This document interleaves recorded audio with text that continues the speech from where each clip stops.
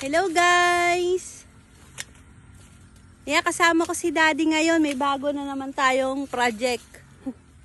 Project ng mulberry leaves. Busy kami ngayon dahil meron kaming may kumontak po sa amin na bibili ng dahon ng mga mulberry leaves. Ito namang mga dahon na to yung matatanda. Yan.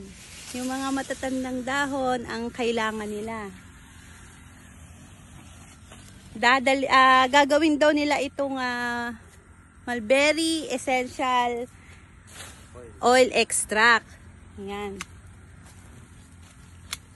Ito po ang mga mulberry leaves na nakat na niya. So, pararamihin tatanggalin lang natin yung mga dahon nito. Titingnan natin kung ilang kilo ang makukuha natin dyan dahil nakalimang trees na po siya ng pagputol ng mga mulberry. Sa 5 trees na yan, madami-dami na rin po yung nakuha nating dahon. Sana po ma-achieve natin yung kailangan po nila na mulberry leaves na ilang kilo para sa susunod ay meron na naman tayong mapagkakakitaan ng dahil sa mulberry. Ayan. Yan lang po guys. See you later.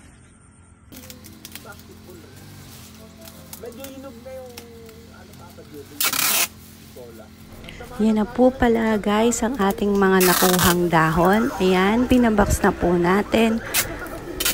Box pong gagamitin natin para hindi po siya mag-moist. Ayan.